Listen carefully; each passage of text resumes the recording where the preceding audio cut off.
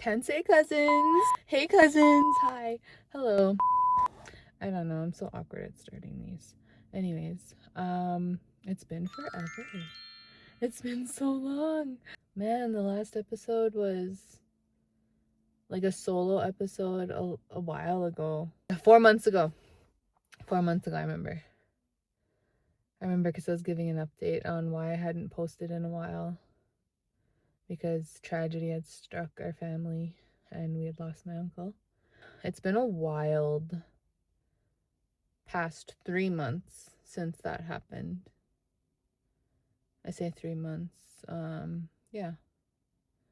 I can't remember if I talked about, I'm pretty sure, yeah, I talked about moving to Alberta in that solo episode. So we're still in Fish River. We're still here. A lot has happened. A lot has happened. And I know I wanted to do an episode solely on getting into the ins and outs and the who, where, why, what, who, where, why, how we got to moving to Alberta. And I do want to do that. I will do that. Maybe I'll do that after this. But it's been a crazy, like I said, couple of months.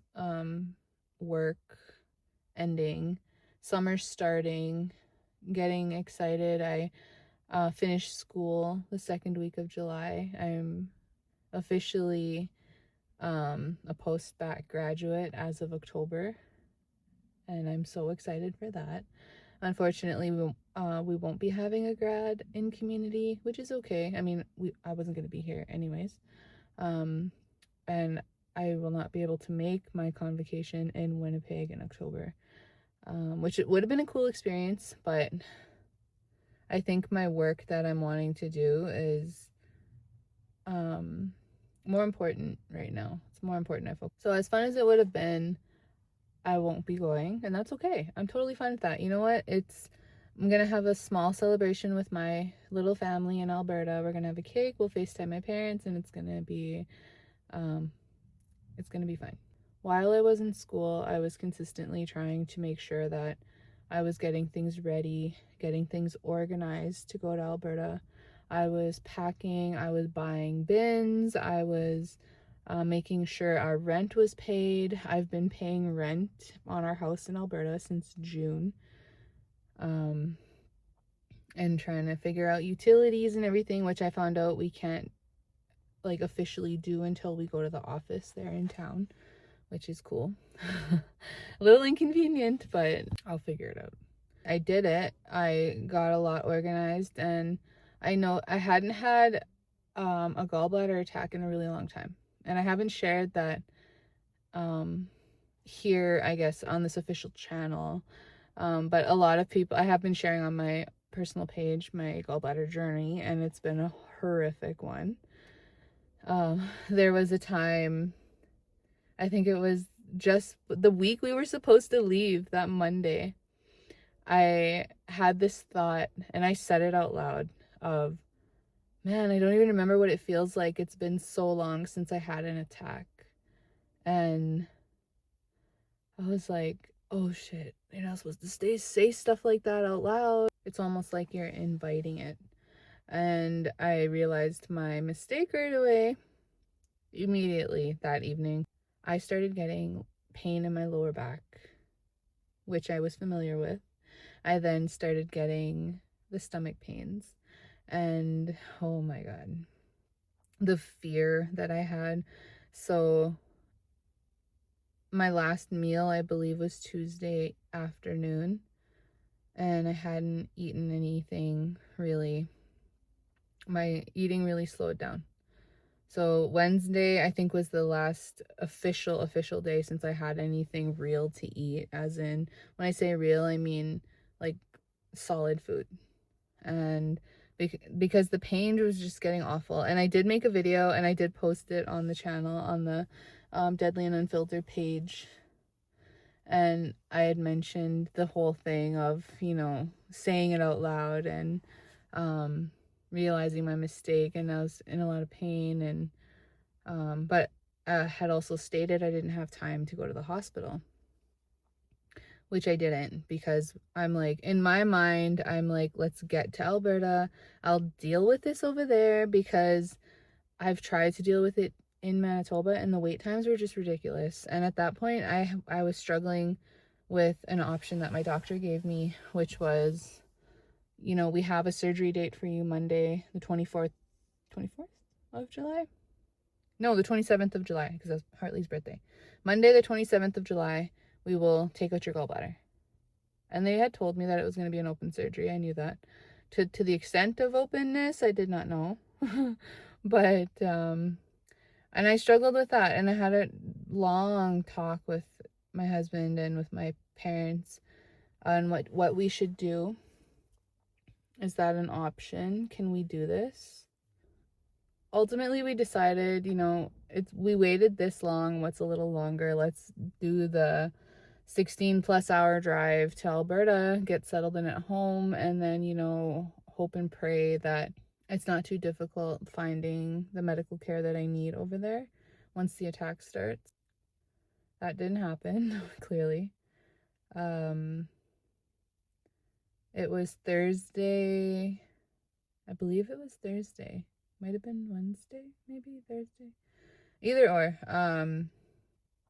I couldn't do it anymore. We were packing the rest of our bins, hurrying, because I really just wanted to get everything onto our truck, my dad's truck, the loose stuff loaded into the Bronco. Mom and dad were going to come, my nieces and nephews, and we were divided the kids up into 3 vehicles, and we were ready to go. We were going to hit the road. We were going to do this. As I was putting stuff into bins, I couldn't take it anymore. Earlier that day, I had ended up going to the hospital for a Toradol shot, thinking, and the doctor also thought that it was muscular because it was all in my back. The pain wasn't in my upper part of my stomach where the usual gallbladder attacks would be. It was all in my back. So we thought muscular Toradol shot would fix it up. What it did relieve the pain a little bit, enough for me to sleep.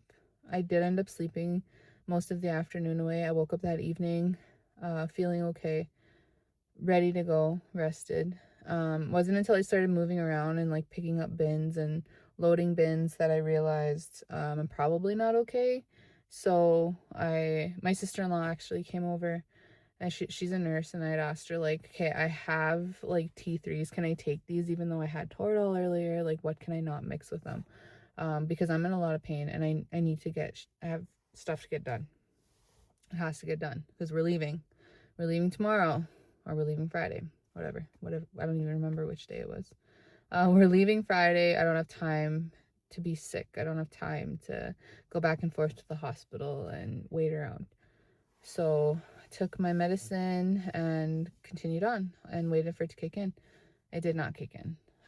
By, I'd say like an hour or two, and not even 2, an hour went by, and it literally became unbearable. Like, I thought it really felt like labor pains.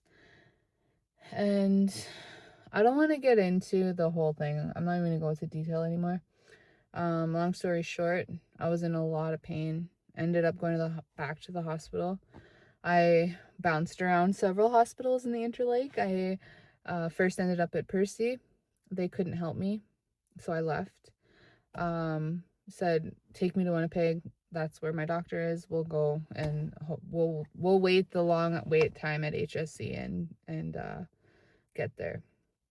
And I passed out in the vehicle due to the pain around Arborg area. My husband called an ambulance. Ambulance said, we can take you as far as Gimli. That's the nearest hospital. Okay, whatever. I didn't care because I'm in a lot of pain. Like, I need something now. I need relief. I need help. Gimli, the doctor straight up said, I don't know what you're doing here. We can't help you besides keep you medicated, which I don't remember a lot of that stay, and it really felt like days because of the amount of medication that I was on. I was on a strong, consistent dose of hydromorphone, and I don't even know what else they were giving me. And to the point, I was on so much hydromorphone that I eventually ended up needing oxygen. So Gimli then transferred me to Selkirk, Selkirk, I got an ultrasound done. Doctors conversed, and okay, she's now your problem. Stay in Selkirk. They were gonna get me ready for surgery. The doctor came in and said, like, you need this out now. And I'm like feeling so thankful, and I'm like, yes, let's do this. Heck yes, because I can't do this anymore. I haven't eaten in days. We need to do this. Selkirk then spoke to Winnipeg. This is a complex case. We can't do this here. We're gonna transfer you to HSC. And I'm like, that's where I was headed. If the people would just listen to me, or at least give me an oral dose of the meds and let me go on my own, but that wasn't possible. So I ended up at HSC. Several more days wait, which is a horror story in itself. I will get into that at another time. And had my surgery. Now, when I woke up from surgery, they had told me that prior to going in that, you know, it is open.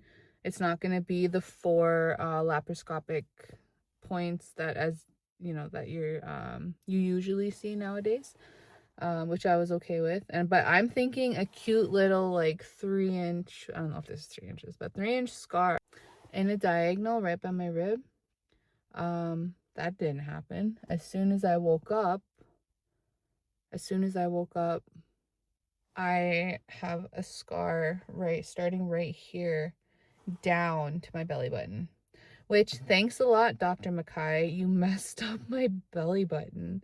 Okay? And that's a whole other thing. That's gonna be, like, if you're close to me, it's gonna be an if you know, you know situation, because I will never be ever showing my belly button again.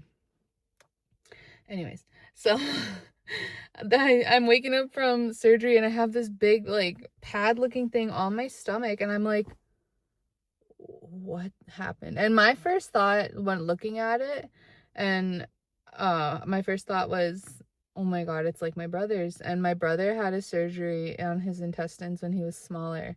He was like 11 years old, and he had like staples right down his tummy, and literally the same. I had 36 staples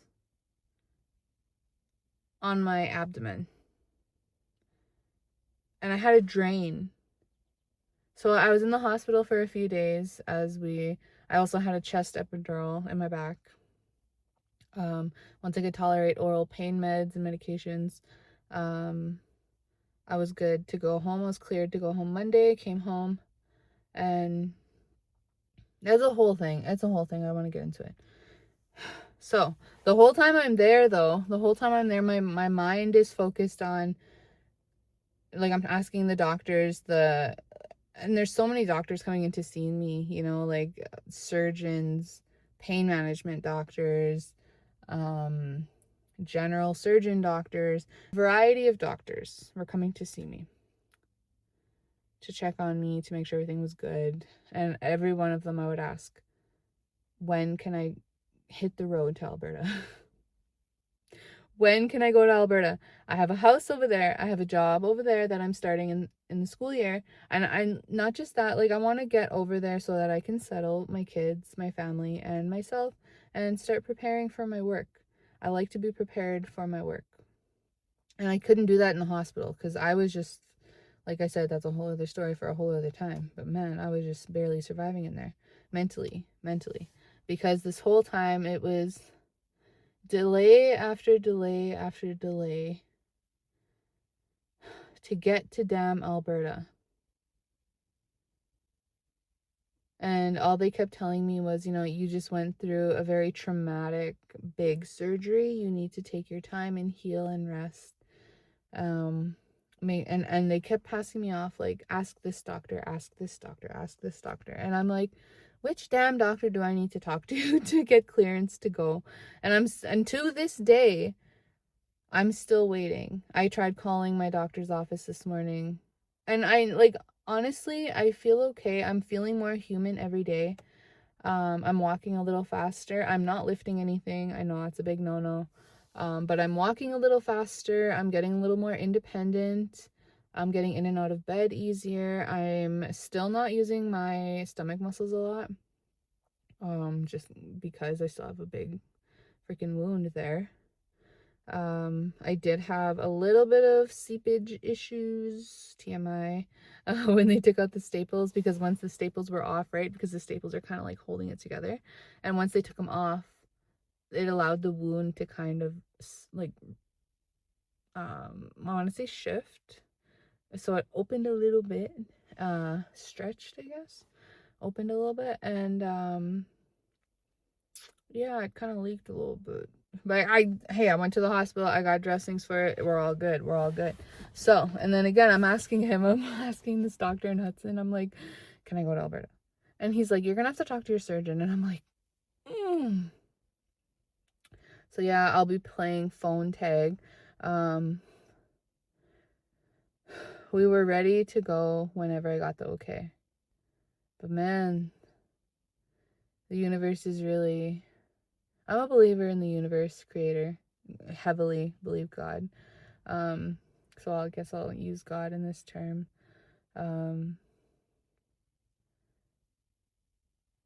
Like I said earlier, it's been obstacle after obstacle getting to Alberta. And I was talking about it with my mom, and I'm just like, what is happening? Like, am I just not meant to go? Like, losing my uncle, first of all, was the biggest heartbreak ever. Because he was the silliest, goofiest, most supportive, sickening guy ever. And I had tried to find the positive side of it, and I'm like, no, he would be so supportive and wanting to visit and just saying like how proud he was of me, and I'm going. So I powered through that. Going the move being delayed by school, I'm like, I have to finish school. I want my post back. I didn't spend all year working my ass off for all my A's and my 1B plus for nothing. So I'm gonna finish school. And then it was, okay, the house isn't ready yet. We need to still pack. Okay, I'm going to power through and do this. And then it was, okay, well, now your health. Okay, another thing, another hill to conquer. I'm going to do it. Let's do this. Let's do the surgery. I will heal. We'll be good. Let's do it. And I did it. I did it all. I got through all of it.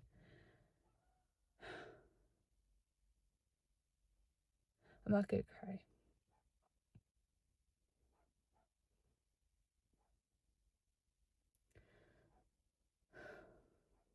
And then I lose my grandpa.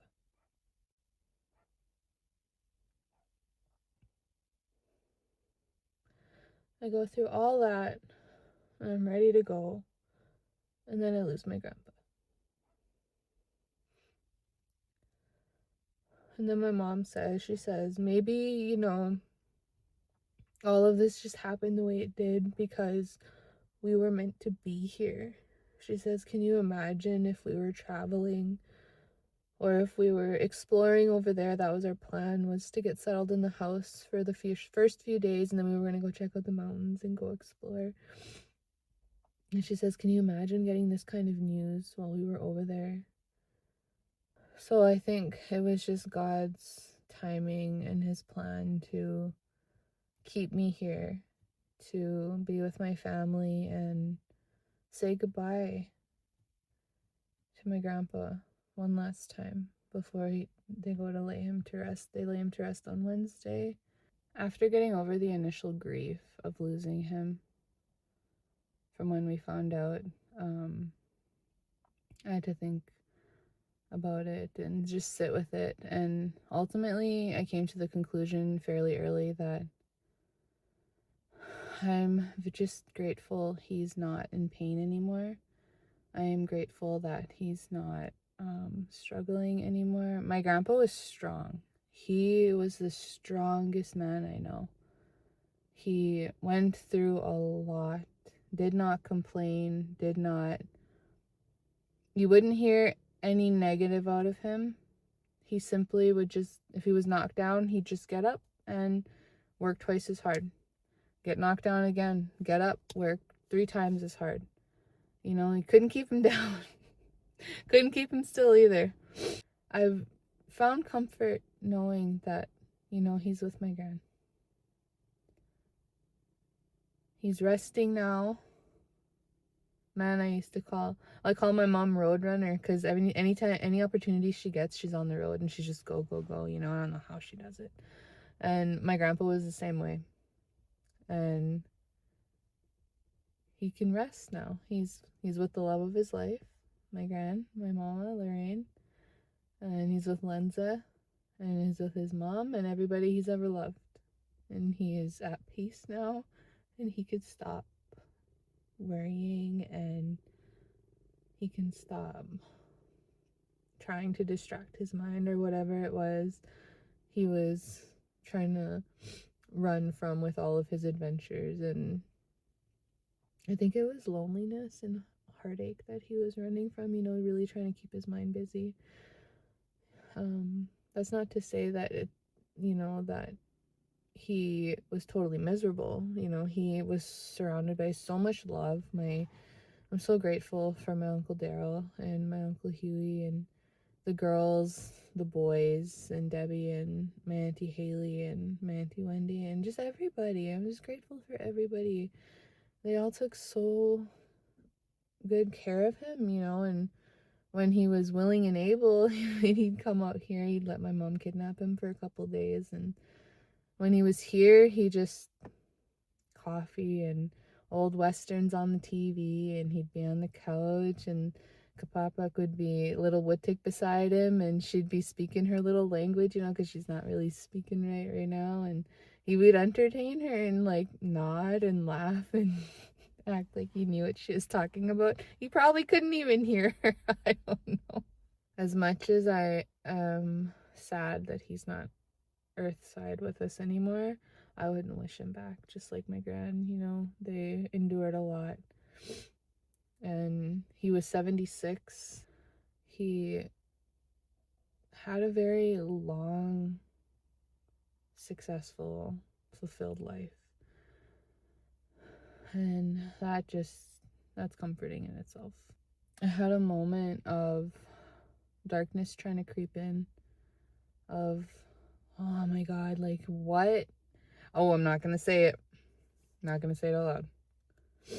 But it was, why is everything happening like this? When this idea sprouted to go, and I was just like, man, everything fell into place so easily when this started. Like, from talking to Charlene about, are you looking for teachers, to then, yes, send your application, to you got an interview, to we'd like to offer you the position, to here's your contract. Okay, this is how you set up for Alberta certification to teach in Alberta. Need to start looking for a house. I'm going to start looking. I know we're not moving till this summer, but I need to start looking now, because rentals in the area are like next to zero for big families. I lucked out. That's a lie. Remembering back now, I signed my lease for my house before finding out if I got the contract, if I got the job. Which, like, I'm not going to say I had a big head, but I knew I got the job. So I was very confident in signing the lease. And I had to start paying rent immediately. I started paying rent in June, and I've been paying rent ever since. We went and took a load end of June. Yeah, end of June. We took a first big load of our stuff, which was like beds, chairs, table, couches, big stuff. Luckily, the house, it was perfect. It's a little dated, but I mean, hey, we're just renting it, right? Whatever. I'm just very grateful, and everything just flowed. The flow was, oh my God, it was flawless. It was insane. And everybody I told, it's like I was up here and I'm just on this high of like, holy crap, how easy is it to move to Alberta? It's just working out for me. It's so meant to be. And I still believe that. But in that moment of darkness, I'm like, how did we get from here to all the way down here? I've suffered so much loss. My uncle, my cousin, my grandpa. We weren't working. And then, so there's another huge hit.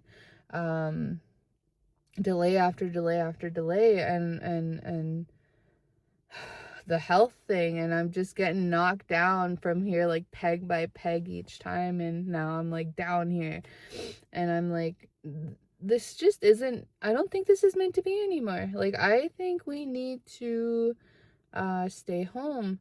I I think as much as it sucks to maybe try to even think about admitting that maybe I'm just meant to not go. Um and that darkness didn't stay very long, because then I was like, that's not my voice. That's not how I approach things lately.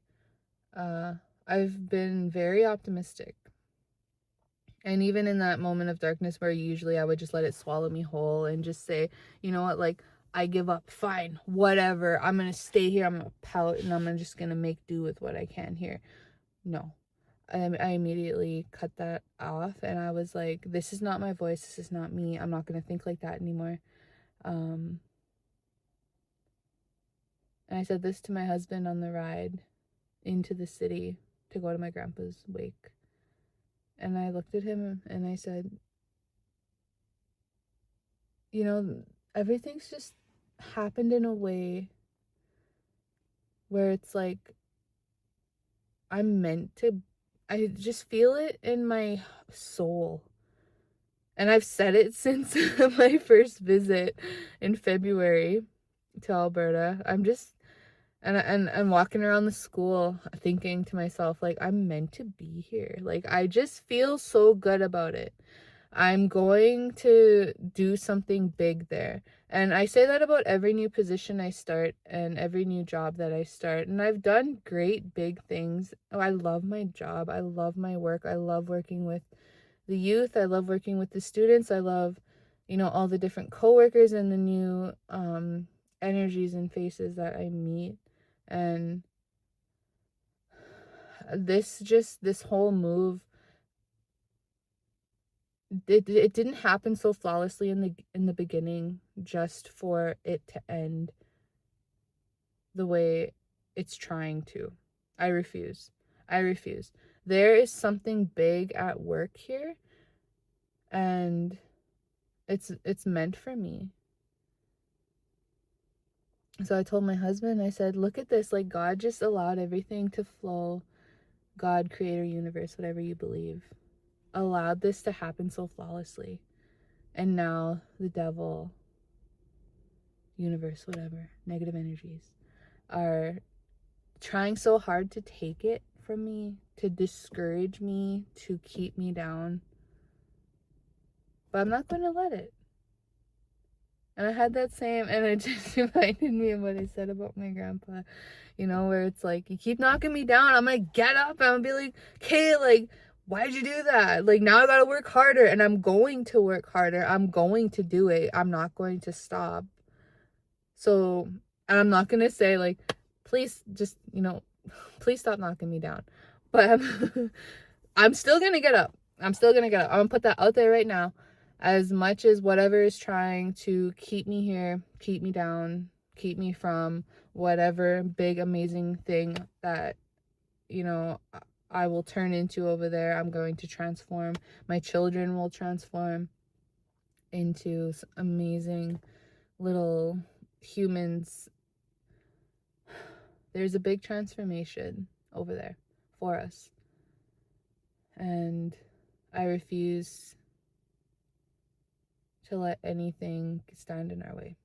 I'm very determined. I'm stubborn. So, yeah, that's that. It's a little update. Oh, and I forgot to mention, as this is all happening, coming from up here to all the way down here, we kind of got bumped up a notch. So we were struggling with,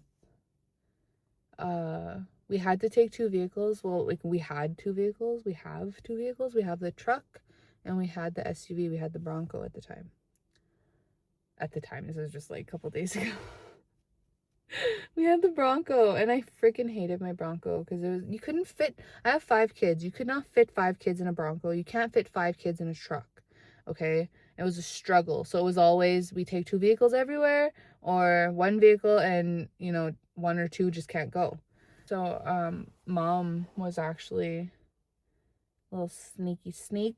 She helped and gave us the greatest gift ever and helped me get out of the Bronco and into this fabulous 7-seater Ford Explorer 2026. Brand freaking new. It fits our whole family. I cried. I seriously cried happy tears because it was like, oh my God, like, okay, now we don't have to worry about splitting everybody up, because our plans derailed with the loss of my grandpa. And my parents have been just nonstop busy, and they're gonna want to rest, and they go back to work in a couple weeks, so they can't make the trip with us anymore. And then we were struggling with, okay, oh my God, how are we gonna get to Alberta now? Josh has to drive with the U-Haul trailer and the stuff on the back of the truck. I have to drive with the kids. I have a big incision. How am I going to drive? I'm not even cleared to officially travel yet, as I haven't heard back from my doctor. So how are we going to do this? And I'm like, you know what? No, I'm determined. My determination and my adrenaline to just get there will carry us through. I have terrible, horrible driving anxiety, but I'm like, I will power through and get there. And it just wasn't working out. And then I'm like, no, we can't, because I need someone to drive with me. I can't drive alone with 5 kids. I need someone to take over, because as I'm getting stronger every day since the surgery, but I still get tired. I get winded easily. I do get pains still. I'm holding my little pillow right now. And just trying to drive. It's a 13-hour drive, but realistically like 16 plus for us with all the stops we'd have to make. And I'm like, it just doesn't seem possible. Doesn't seem possible. And again, that's where that dark place came in. And we've decided to just leave the truck here. We can haul a U-Haul with this SUV. We all fit in here. Me and Josh will take turns. We will stop when we need to, get a hotel and sleep for the night and rest, and maybe split it up into like a 2-day journey. But we're gonna do it. And we leave this weekend. Finally. Regardless if I hear back from my doctors or not, I'll buy the damn compression socks, because I think that's what the big concern is blood clots, and just making sure that the incision is clean and I'm comfortable, and that I am being safe. And I really do want to be safe and take care of myself, but at the same time I need to get over there to get our life started and to just get away from here, because whatever is working against me is really trying to keep me here, and I'm pushing back, and I will continue, like I said, I will continue to push back and get there. So that's the update. What I've learned after all of this is that we're never in charge of our lives 100%. Life has a funny way of keeping you in check, keeping you in line, and making sure that you remember who's in charge. And now at this point, I'm done rushing. I'm done racing time. Now I'm like, okay, let's go with the flow. Continue to just, well, we booked the U-Haul. We are organizing the bins. I'm not lifting again. I'm sitting and lifting clothes. I'm folding clothes and organizing stuff and delegating like who needs to help with what. The kids are a huge help. Josh has been doing a lot of the muscle, and I am crossing my fingers, hoping and praying that I'm making a video of our journey leaving Saturday. There's probably a whole lot I forgot to mention that I'm probably going to remember as I'm editing this, but I'll just do another video. I wanted to do content full time a couple months ago, which is why I started the podcast and everything. I bought a camera and everything, and like a whole setup, a whole little studio setup. It's exhausting. Remembering to pull your phone out for every moment and life happening is a lot. And to have the confidence or the courage to not care what anybody thinks when you're whipping your phone out to, record and start talking to yourself. But at this point now, I'm kind of just like, whatever, who cares? Like, if you're bothered by me talking to myself on my phone, get a life, because I'm sure there are way more things you should be bothered by in your own life. Don't worry about me. So that's kind of my mindset going into this now, where I'm going to, I guess, make little updates on a family of 7 cluelessly moving to Alberta in the midst of so much loss and a health scare and everything. It's going to be crazy. And it's going to be one I want to remember. So definitely will be recording that. And I got my new setup here. Y'all are mounted on my mirror in the middle of my dash here. So it's going to be interesting. And I'm excited. I'm going to pray on it. I'm going to keep praying. And I was trying to remember, did I pray for patience? Did I pray for strength? Because, man, that was quite a wave that I was on there for a while. You're not supposed to pray for those things. And if you do, you be specific about your prayers, because you will be tested. But yeah. I don't know how to end this. Ekosani for listening. Thank you if you made it to the end of our story time. My story time. And I'm really looking forward to documenting this journey from now on. I found a new fire for keeping this going. And Kawapamitin, cousins. Kinanaskamatin.